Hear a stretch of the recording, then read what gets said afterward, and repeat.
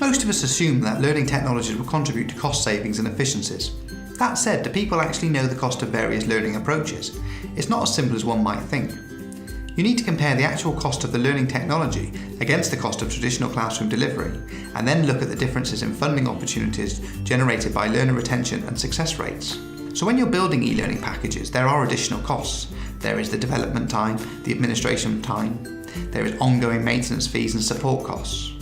You have to measure these additional costs against the hopefully higher retention and greater success rates of those learners that receive e-learning delivery as well as their traditional delivery. If we want staff and managers to engage with e-learning, they have to know what is available to them and what the benefits will be. It sounds obvious, but in reality only 40% of organisations have a communications plan in place for their key stakeholders. Top performers, on the other hand, are not so shy.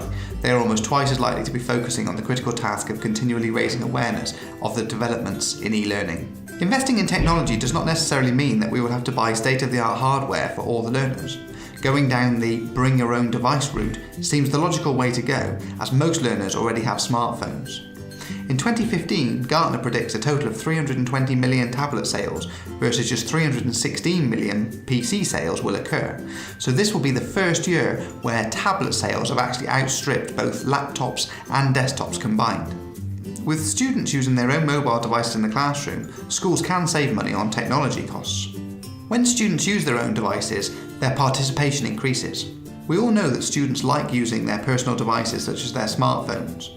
Students these days live for technology. It makes sense to utilise their love for technology in the classroom. Learning can become student-driven. Teaching in the digital age is becoming less about directly transferring knowledge and more about showing students how to sift through vast amounts of information to find what they need.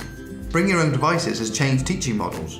One of the great things about students using Bring Their Own Devices is they can ask their own questions and then go ahead and research and find out the information that they were looking for. Student collaboration and communication increases.